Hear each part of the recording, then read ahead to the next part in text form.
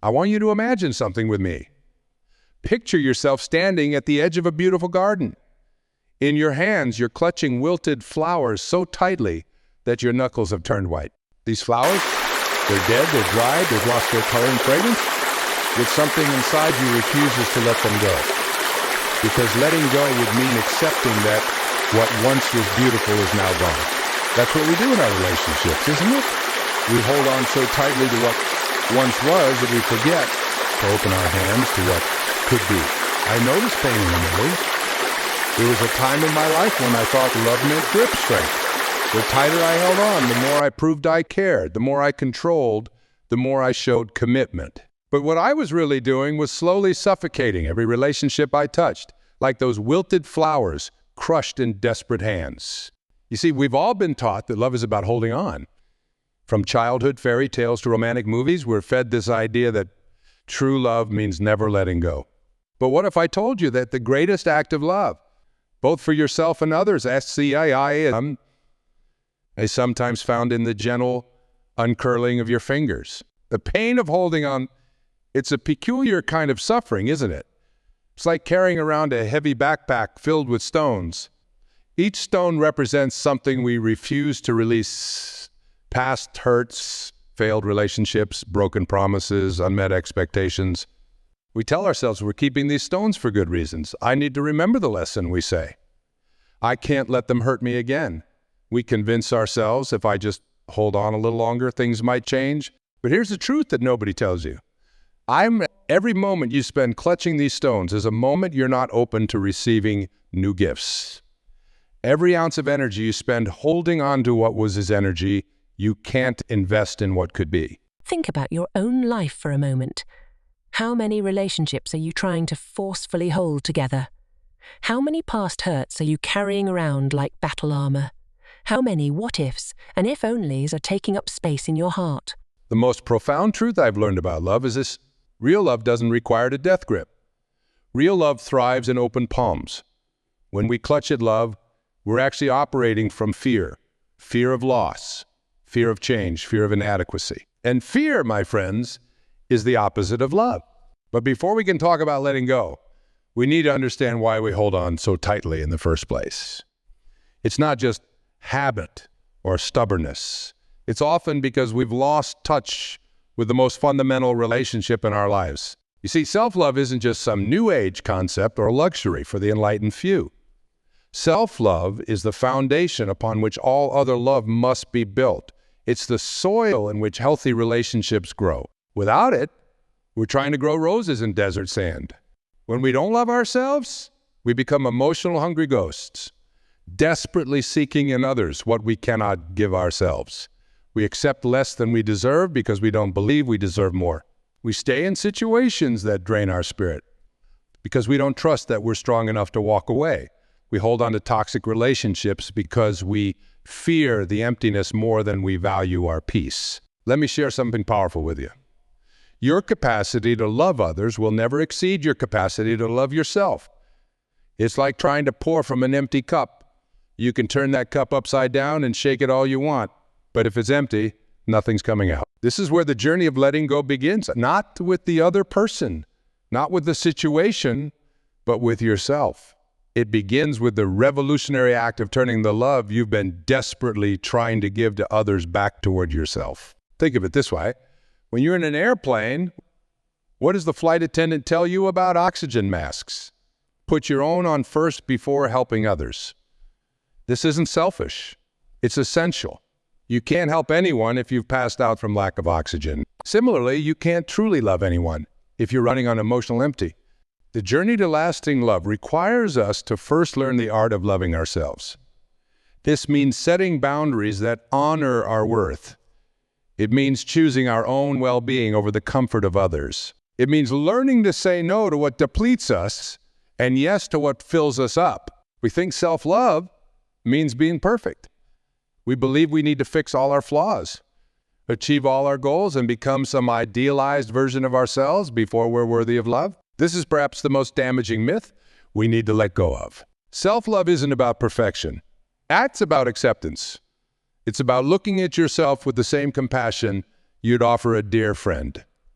Would you tell a friend they're unworthy of love because they've made mistakes? Would you tell them they need to be perfect before they deserve happiness? Of course not. Yet we tell ourselves these lies every day. The truth is, you are worthy of love right now exactly as you are.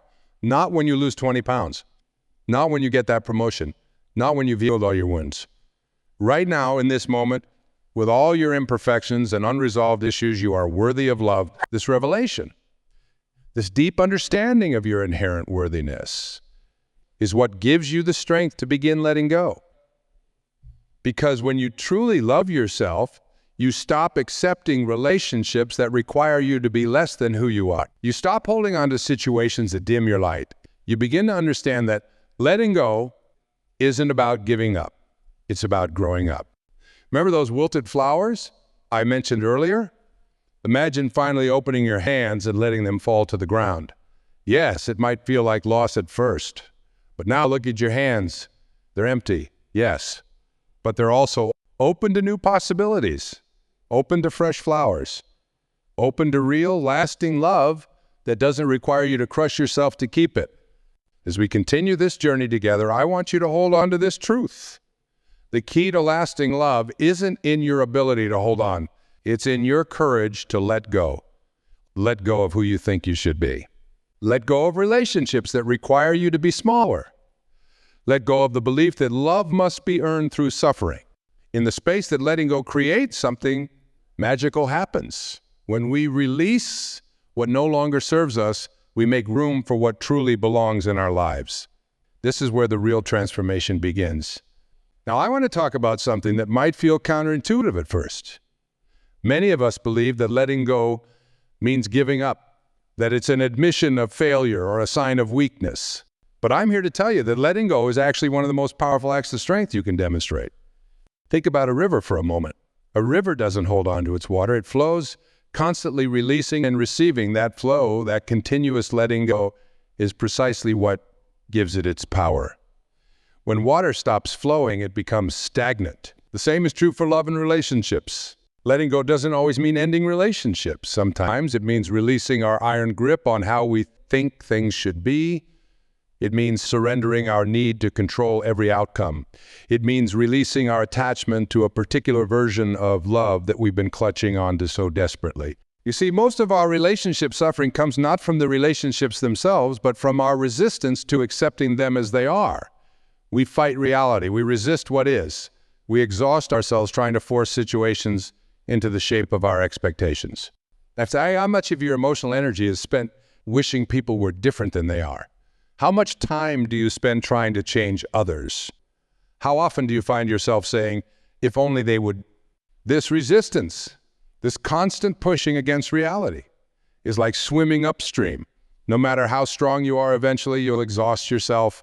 The alternative, learning to flow with life like that river we talked about.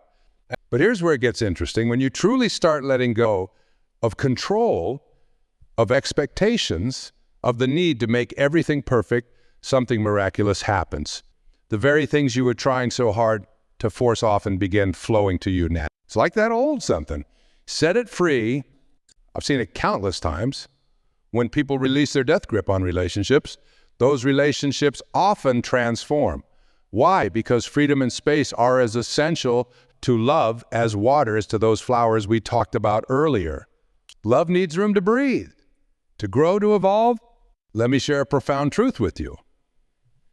Every healthy relationship exists in the space between holding on and letting go. It's like a beautiful dance. There are moments of coming together and moments of allowing space. The problems begin when we forget the rhythm of this dance and hold on too tightly. Now, I know what some of you are thinking, but what if letting go means I'll end up alone? This fear, this terror of emptiness, keeps so many of us trapped in situations that drain our spirit. But here's what I've learned. The universe abhors a vacuum. When you create space by letting go of what's not serving you, you create room for what's meant for you. Think of your heart like a beautiful home. If every room is cluttered with old, broken furniture, where will you put the new, beautiful pieces that life wants to bring you? Sometimes we need to clear out the old to make room for the new. But letting go isn't just about creating space. It's about changing our entire relationship with love. It's about understanding that real love expands. It doesn't contract. Real love liberates. It doesn't imprison. Real love encourages growth. It doesn't stifle it. The difference between attachment and love, attachment comes from fear. It says, I need you to be a certain way to feel okay. Love comes from freedom. It says, I choose you exactly as you are. When we're operating from attachment, we're constantly trying to manipulate, control, and shape our relationships to match our expectations. We become emotional puppeteers, pulling strings to make others dance to our preferred tune. But true love is more like being a gardener. We create the conditions for growth, but we don't control the blooming. Now let's talk about practical steps. How do we actually begin this process of letting go? First, we need to understand that letting go is not a one-time event, it's a practice. Just like building any muscle, it requires consistent exercise. Start with awareness. Begin to notice where in your life you're holding on too tightly. Where are you resisting what is? Where are you trying to control outcomes? Where are you refusing to accept reality as it is? Then practice small releases. Maybe it's letting go of the need to have the last word in an argument. Maybe it's releasing the need to know exactly where a relationship is heading. Maybe it's surrendering your grip on how you think your partner should behave. Every time you choose to let go of something small, you're building your capacity to let go of bigger things. Every time you choose acceptance over resistance, you're strengthening your letting go muscles.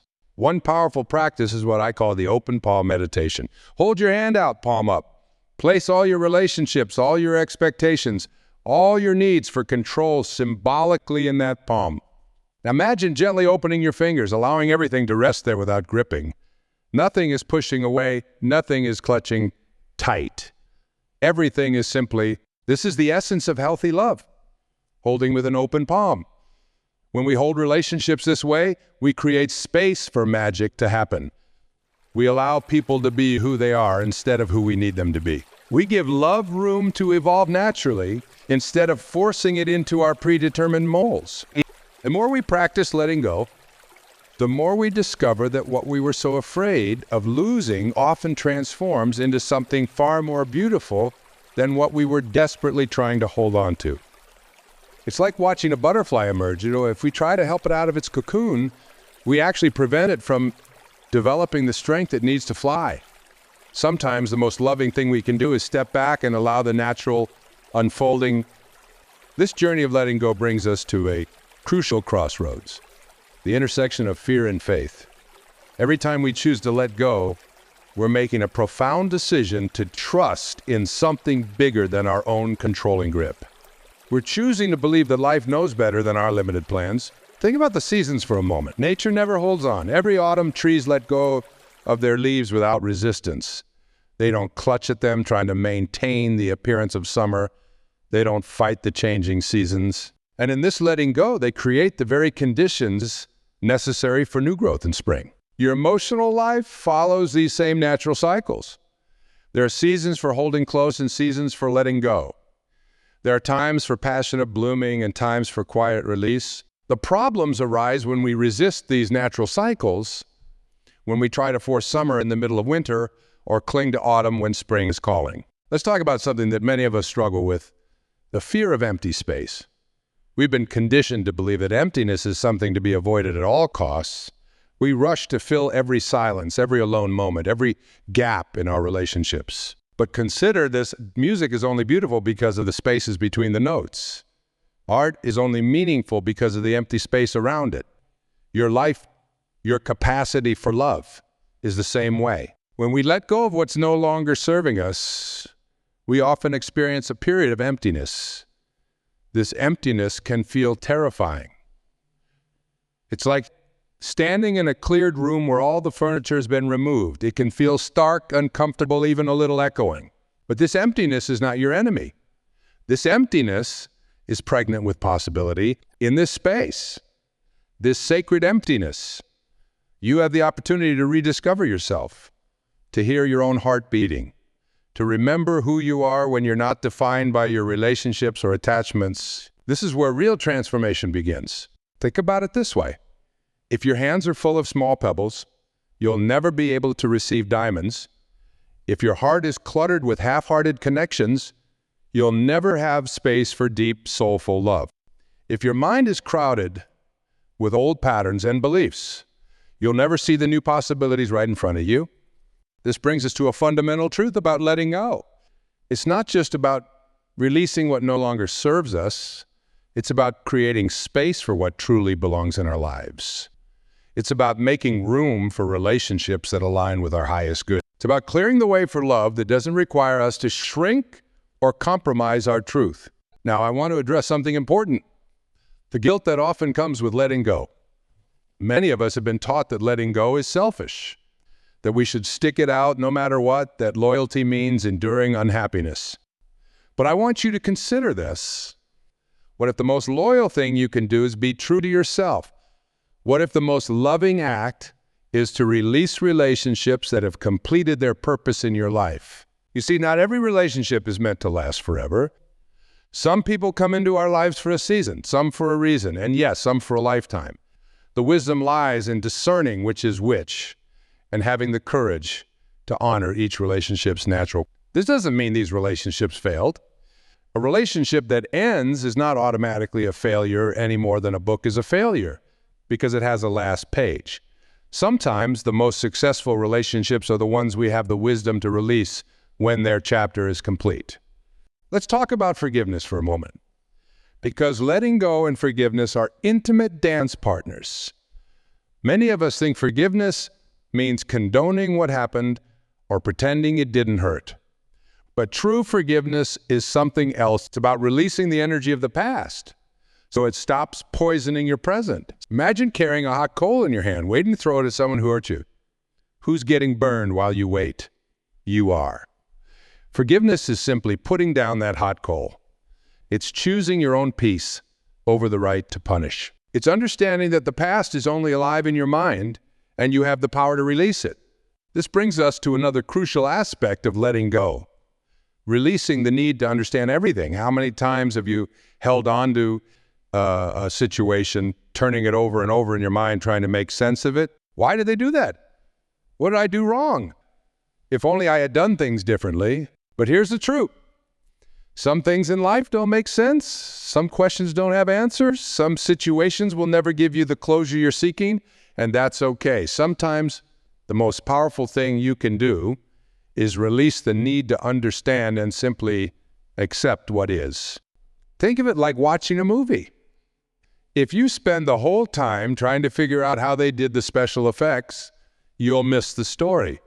Similarly, if you spend all your energy trying to figure out why things happen the way they did, you'll miss the wisdom and growth available in the present moment. This brings us to one of the most powerful practices in the art of letting go: surrendering to the present moment.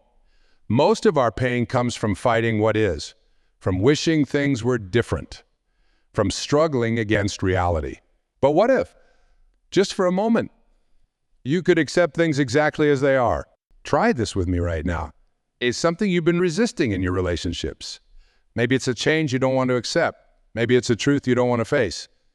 Now, just for this moment, can you let go of your resistance? Can you simply allow what is to be what is?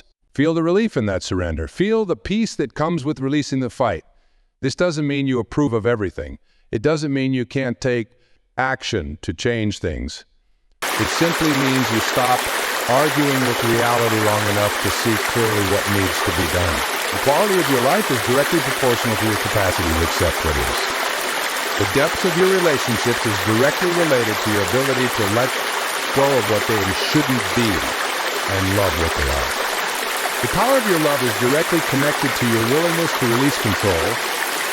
As we deepen into this journey of letting go, let's talk about something that might surprise you: the incredible power of vulnerability. Many of us have built walls around our hearts, thinking we're protecting ourselves from pain. But these walls don't just keep pain out. They keep love out too. Imagine your heart is like a beautiful garden. Yes, you could build high walls around it to protect it from storms. But those same walls would also block out the sunshine, the rain, the butterflies, and all the natural elements that help a garden flourish. Protection often comes at the price of connection. This is where real courage comes in. The courage to remain open even after you've been hurt. The courage to love again even after loss. The courage to let go of your defensive armor and allow yourself to be truly seen. You see, letting go isn't just about releasing what no longer serves us. It's about dropping the mask we wear, the roles we play, the personas we've created to feel safe. It's about having the courage to be authentically ourselves in our relation. Think about water for a moment. When water meets an obstacle, it doesn't fight. It flows. It doesn't break itself against rocks. It moves around them. It doesn't resist. It adapts. This is the kind of flexibility we need in our relationships. The ability to flow with change rather than resist it. But here's where many of us get stuck. We confuse letting go with giving up. Let me be very clear about something. Letting go is not about becoming passive. It's not about accepting mistreatment or settling for less than you deserve. Sometimes letting go means walking away. Sometimes it means setting firmer boundaries. Sometimes it means choosing yourself even when others don't understand. The key is discernment. Learning to distinguish between what we can change and what we need to accept. Learning to recognize the difference between relationships that challenge us to grow and relationships that diminish who we are. Every time you let go of something that's not meant for you, you create space for what is. Every time you release a relationship that's draining your energy, you make room for connections that will fuel your spirit. Every time you stop trying to force something to work, you allow the natural flow of life to bring you what truly belongs in your world. Think of your life as a cup. If it's already full of stale water, how can fresh water enter? Sometimes we need to empty our cup.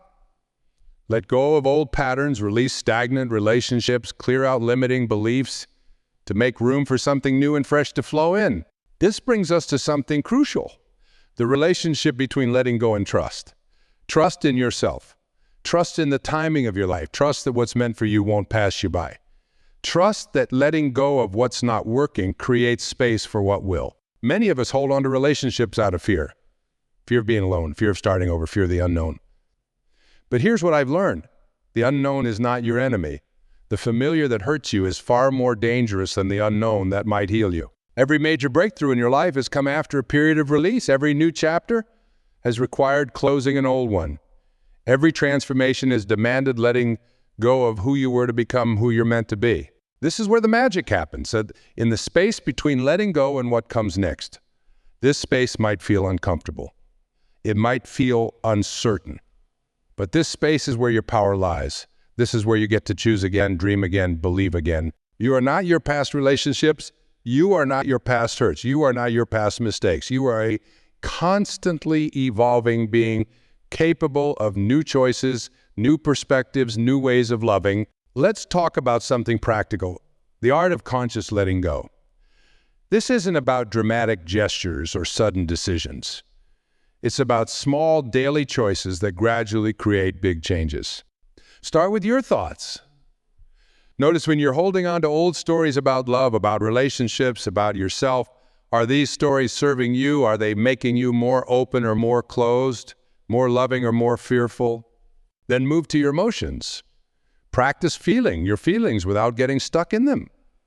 Like waves in the ocean, emotions are meant to move through you, not stay permanently. Practice letting go in small ways first. Let go of the need to be right in every argument. Let go of the need to control every situation.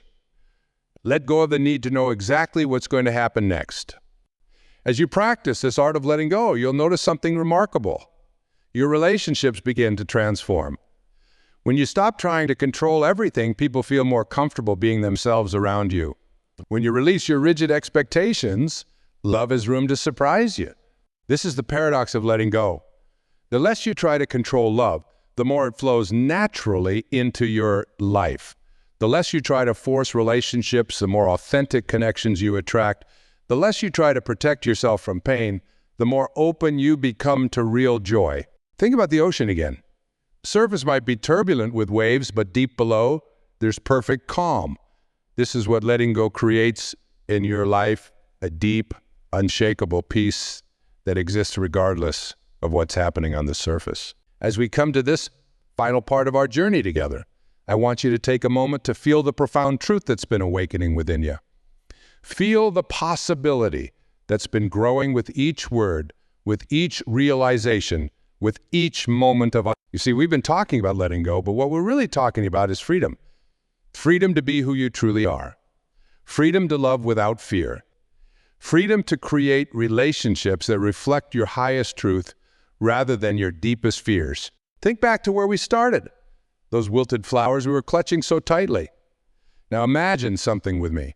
Imagine opening your hands completely. Feel the release in your fingers, in your palms, in your heart. As those old dried petals fall away, notice how light your hands feel. Notice how ready they are to receive something new. This is the gift of letting go. Not just the release of what was, but the creation of space for what could be. Every relationship that has caused you pain, every attachment that has held you back, every fear that has kept you small. These were not just obstacles in your path. They were teachers showing you exactly what you needed to learn about love, about yourself, about the journey of letting go is really a journey of coming home to yourself. It's about remembering that you are not here to shrink yourself to fit into someone else's idea of love. You are here to expand into the fullest expression of who you are and to attract relationships that celebrate that truth. Think about a bird in flight. It doesn't question its ability to stay aloft. It doesn't grip the air in fear. It trusts in its wings, trusts in the wind, trusts in the natural order of things. This is the kind of trust we're cultivating. Trust in ourselves. Trust in the flow of life. Trust that letting go of what's not meant for us creates space for what is. But here's what I really want you to understand. This journey of letting go isn't just about relationships with others. It's about your relationship with yourself. It's about letting go of who you think you should be to embrace who you truly are. It's about releasing the need to prove your worth and simply knowing that you are worthy. As you leave here today, I want you to carry with you this profound truth.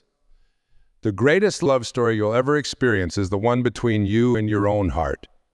Every time you choose to let go of what diminishes you, you're saying yes to this love story. Every time you release what no longer serves you, you're turning the page to a new chapter. Remember, letting go doesn't mean you failed. It means you're brave enough to create space for something better. It doesn't mean you're giving up. It means you're growing up. It doesn't mean you're weak. It means you're strong enough to trust in something bigger than your fears. The practice of letting go is really the practice of coming alive. It's about removing the barriers between you and your most authentic life. It's about clearing away everything that stands between you and your capacity for real, lasting love. Think of yourself as a lighthouse. A lighthouse doesn't chase boats. It doesn't run up and down the beach trying to convince ships to come to shore. It simply stands in its truth, shines its light, and the right ships find their way. This is what happens when you let go of trying to control love. You become a beacon of authentic self-expression, naturally attracting relationships that resonate with your truth. As you step forward from this moment, I invite you to make a commitment to yourself. Commit to releasing what no longer serves you with gratitude. Commit to embracing the empty spaces as opportunities for growth.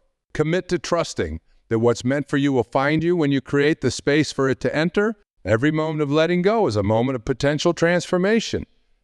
Every release creates space for a new beginning. Every ending holds within it the seeds of a fresh start. You are not just letting go of old relationships, old patterns, old ways of being. You are letting go of everything that stands between you and your highest expression of love.